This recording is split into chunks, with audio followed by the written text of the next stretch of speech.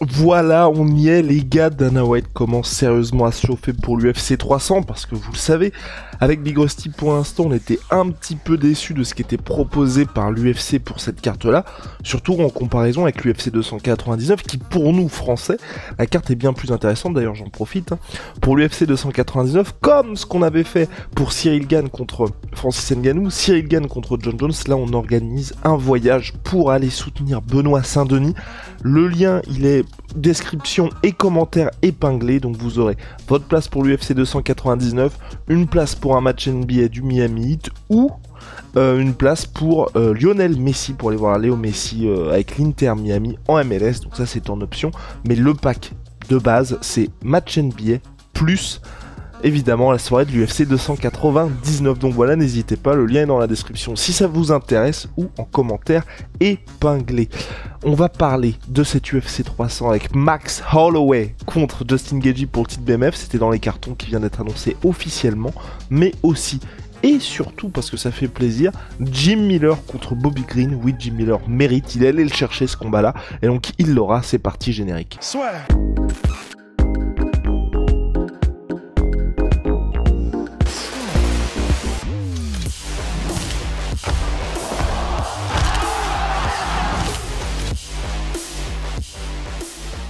Les gars, en vrai, je vais commencer par Jim Miller parce que peut-être que vous le connaissez pas si vous êtes, vous découvrez, on va dire, le MMA depuis assez récemment, mais Jim Miller, c'est une vraie légende UFC. Oui, il n'a jamais été champion.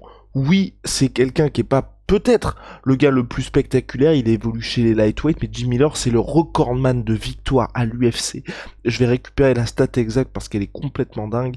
Tac, tac, tac, tac, tac, tac, tac, tac, tac. Voilà, 26 victoires au total à l'UFC, recordman de victoire chez les lightweight avec 23 victoires au total, et plus grand nombre de combats à l'UFC dans l'histoire de l'organisation avec 43 combats à l'UFC. Et surtout, ce qui est dingue avec Jim Miller, c'est qu'il était de l'UFC 100, il était de l'UFC 200, en gros là il faisait campagne pour être de la carte de l'UFC 300, mais vous allez voir qu'à l'UFC rien n'est jamais gagné d'avance, donc là il devait combattre le week-end dernier contre Gabriel Benitez, et en gros il disait ce serait bien que je sois à la carte de l'UFC 300, donc il fallait quand même qu'il s'impose. Il s'est imposé par soumission et la Dana White hier soir dans un live Instagram pour lequel vous n'avez plus aucun secret. Eh bien, Dana White, il a officialisé le retour de Jim Miller. En plus, il s'est pris un bonus de performance de la soirée de 50 000 $. Donc là, il sera de la carte. Donc il aura fait UFC 100, UFC 200, UFC 300. Personne n'a fait ça. Et ce qui est dingue, c'est qu'attendez, l'UFC 100, rendez-vous compte, il était en 2009.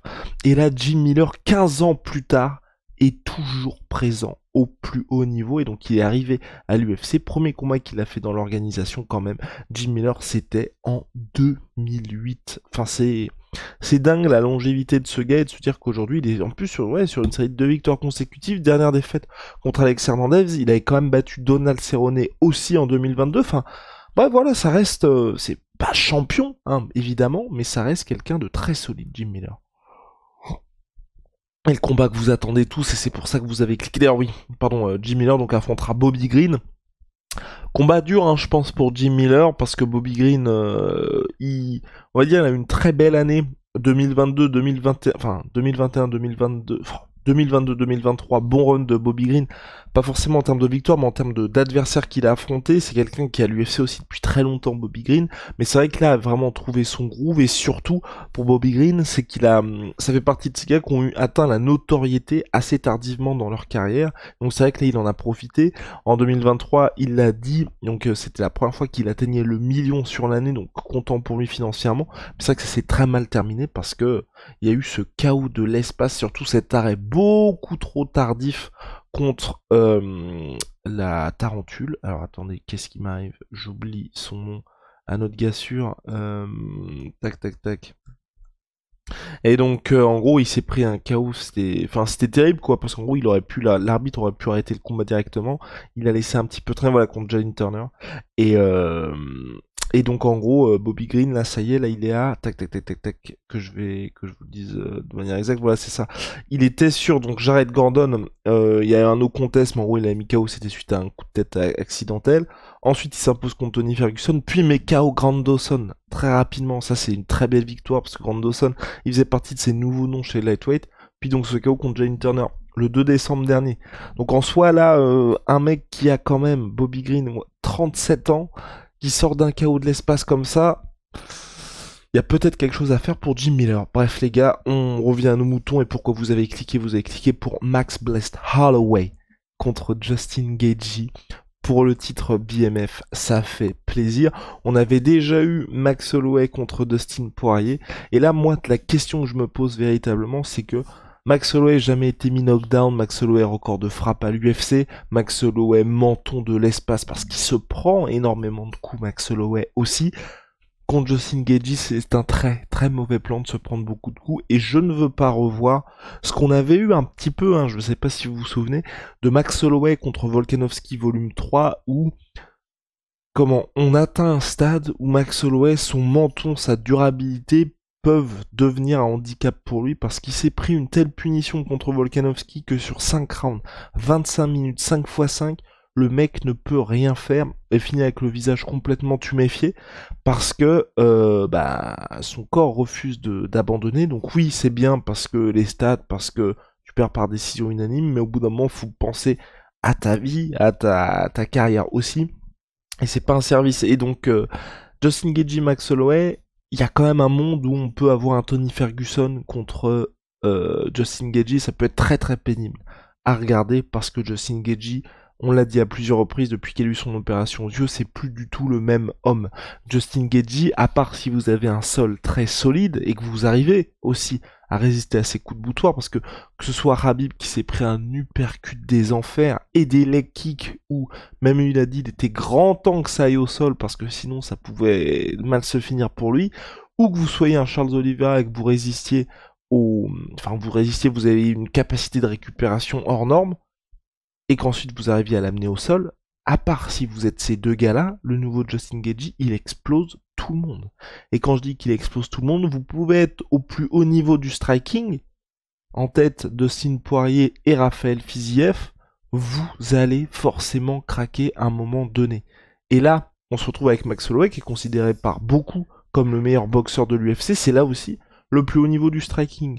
Sauf que on est dans une situation où Max Holloway est un featherweight et on a vu ce que ça avait donné quand on avait eu Max Holloway contre Dustin Poirier. Moi j'ai toujours ce combat-là en tête qui me chagrine un peu, mais on est dans une situation où Max Holloway contre Dustin Poirier, il y avait vraiment match entre les deux, sauf que, et n'hésitez pas à le regarder, ce combat, sauf que chaque fois que Max Holloway commençait à prendre l'ascendant, commençait à avoir ses combinaisons qui commençaient à fonctionner, il se prenait un parpaing de l'espace, mais vraiment il se prenait un mur, parce qu'il y avait une telle différence de puissance avec Dustin Poirier, que chaque fois que le gars commençait à trouver son groove, boum, il y avait une énorme collision qui faisait que on repartait à zéro, ce qui avait permis à Dustin Poirier de s'imposer.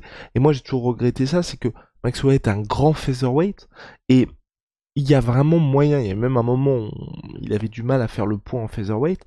Pour moi, la montée en lightweight est logique. Elle aurait été logique depuis très longtemps. Contre Poirier, il avait fait ça en 5 semaines. C'était pas un short notice, mais il avait eu que 5 semaines pour se construire un petit peu une carcasse de lightweight contre un des mecs qui est un des plus gros lightweight, parce que Dustin Poirier, il est à 80-82 kilos en combat. Et donc forcément, on avait vu la différence. Et là, j'espère vraiment que Max Holloway, parce que ça fait longtemps que ce combat-là, il est quand même dans les tuyaux, il a eu le temps, et quand il va arriver, il aura un corps de vrai lightweight, et comme ça, on aura un Max Holloway, qui peut durablement aller dans cette catégorie-là. Et moi, j'espère vraiment qu'il y aura ça, et qu'on sera pas dans un truc où Max Holloway contre Dustin Poirier, c'était en 2019, 5 ans après, qu'on soit toujours dans ce truc de « Ah bah merde, en fait, si le mec avait vraiment pris le temps de se forger cette carcasse-là, on aurait pu avoir un résultat différent. » Et sur le papier, Justin Gaethje, je vous ai dit ce qu'il apporte, c'est complètement dingue. On peut vraiment avoir un combat pour l'éternité entre les deux. C'est en 5 rounds en plus pour le titre BMF de Justin Gaethje, qu'il a remporté donc contre Dustin Poirier par KO head kick. J'ai hâte de voir ce combat-là, franchement que le meilleur gagne. Et peu importe celui qui gagne aussi, j'espère qu'il restera dans cette catégorie lightweight. J'espère que Max Holloway, s'il gagne le titre BMF, qu'il restera en lightweight, parce que Oui, on sait qu'aujourd'hui il y a beaucoup de mouvements, enfin potentiels chez les featherweight, mais si Volkanovski reste champion, bah je vois pas l'UFC faire une tétralogie entre les deux hommes. Et si on a Topuria qui devient champion, bon, je sais pas si ça vaudrait le coup pour Max Holloway d'affronter Topuria. Enfin, il a déjà nettoyé la catégorie à part Volkanovski, donc bon, pourquoi pas rester durablement lightweight. Il y a pas mal de combats cool pour Max Holloway dans cette catégorie, mais je suis très très hypé par le combat Max Holloway Justin Gaethje. Ce qui est intéressant aussi, et j'espère que Max Holloway aura travaillé là-dessus. Il avait travaillé sur le deuxième combat contre Volkanovski. Souvenez-vous, c'est que le premier combat contre Volkanovski, il avait été très très très gêné par les leg kicks de Volkanovski, qui avait fait que Max Holloway, en fait, il avait couru après le score tout au long du premier combat. Deuxième combat contre Volkanovski, il avait réglé ce problème. Ça avait été un petit peu short pour lui pour s'imposer. C'était un combat, vous vous souvenez, où il y avait eu 2 knockdowns pour Max Holloway, mais Volkanovski qui s'impose par décision unanime. Finalement, il y avait eu un peu de polémique là-dessus, mais il avait résolu ce problème des leg kicks là. Le troisième combat, bah, il n'y a pas eu match. Là, il s'est fait rouler dessus Max Holloway, mais Justin Gaethje, qui est un des meilleurs leg kickers de l'UFC, évidemment, qui va à vouloir en profiter et complètement réduire à néant les déplacements de Max Holloway. Donc un point extrêmement important, au-delà de ce qui va se passer en boxe et de pourquoi vous allez vouloir regarder ce combat-là, mais le kicking game de Justin Gaethje et la réponse que proposera Max Holloway à ça, ça va être extrêmement intéressant. Et puis voilà, les gars, je pense qu'on a fait le tour sur ces combats-là. J'ai très très très hâte de voir Volkanovski contre... wow, voir Justin Gaethje contre Max Holloway. La carte de l'UFC 300 commence à être sympathique. Bon, on n'est toujours pas sur les sommets qu'on avait précédemment. N'hésitez pas à dire ce que vous en pensez en commentaire. Moi, je commence un petit peu plus à me hyper, mais c'est vrai que là, on est toujours en deçà hein, des UFC 200, des UFC 100, mais quand même un Jim Miller, Bobby Green, Figueiredo, Garbrandt, Bonical sur la carte, Kelvin Kattar, Sterling, Prochaska Rakic, Oliveira Tsauken, Max Holloway contre Justin Gaethje et Weili Zhang contre Yan Xiaonan.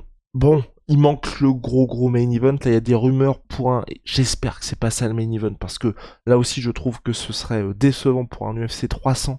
Main event, Jamal Hill contre Alex Pereira. Non, vous ne pouvez pas nous faire ça pour un UFC 300.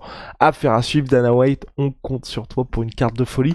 Comme d'hab, les gars, shout out à My Sweet Pea, My Sweet Protein. Ils font des protéines, ils font des fringues. Vous savez, on les plébiscite parce que c'est notre sponsor historique et parce que bon, on a là pour le Lassure Gym, on a récupéré pas mal d'équipements de MyProtein, que ce soit les rouleaux de massage, les tapis, on a récupéré aussi des cordes à sauter, enfin bref, j'en passe, les ceintures aussi lestées, enfin bref, on a récupéré pas mal de matos, donc voilà, sur MyProtein, moins 30% minimum avec le code La Sueur. En plus il y a les soldes en ce moment chez eux, et puis Holy Moly, révolution dans les boissons énergisantes, vous le savez, c'est en poudre, avec le code La Sueur 5, vous avez moins 5€ pour votre boisson en ligne, donc soit boisson de récupération, boisson énergisante ou thé glacé. Si vous êtes déjà commandé chez eux, code La Sueur 10, et là vous avez moins 10%. Voilà les gars, à très vite, see ya.